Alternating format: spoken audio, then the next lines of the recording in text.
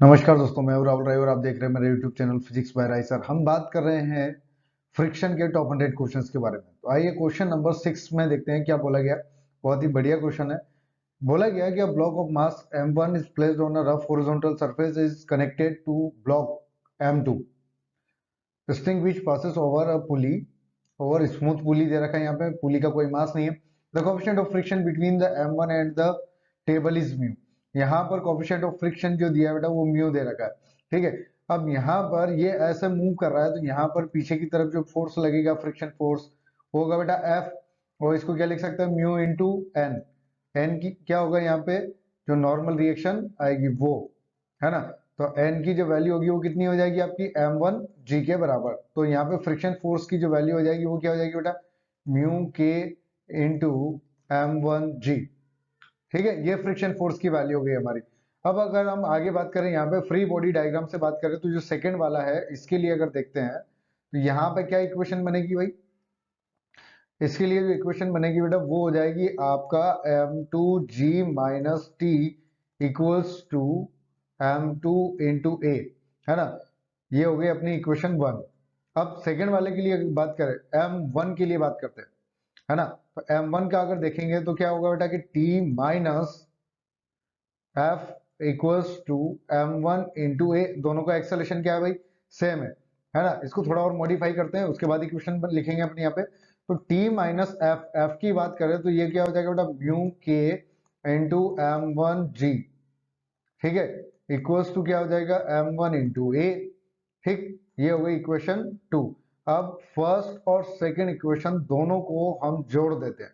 क्या कर देते हैं, दोनों को ऐड कर देते हैं।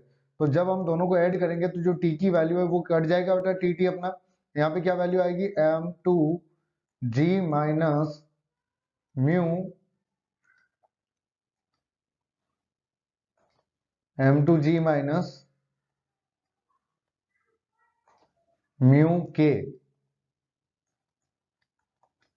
m1g equals to m1 plus m2 into हो जाएगा बेटा a, है ना। तो यहाँ से a की जो वैल्यू मिलेगी वो क्या मिलेगी अपने को, देखो यहाँ पे g कॉमन कर लेते हैं। तो m2 माइनस म्यू के m1 into ji by m1 plus m2।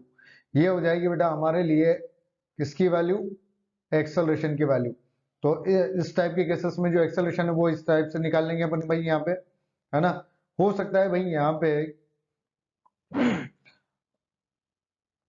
कि अगर आपसे पूछा जाए कि टेंशन की वैल्यू भी निकालो तो टेंशन की वैल्यू भी एज इट इज सेम, जब अपन यहाँ पे किसी भी एक इक्वेशन में हम वैल्यू पुट कर दे, है ना। क्या कर दें, एक्सेलरेशन की वैल्यू इक्वेशन नंबर 2 या इक्वेशन नंबर 1 में पुट करेंगे तो हमको टेंशन भी मिल जाएगी। तो टी की जो वैल्यू आएगी वो क्या आएगी बेटा, m1 m2 g upon m1 plus m2 into 1 plus mu, है ना। ये सॉल्व करने के बाद वैल्यू आएगी। मैंने किया हुआ था इसलिए डायरेक्ट यहाँ पे वैल्यू रख दिया।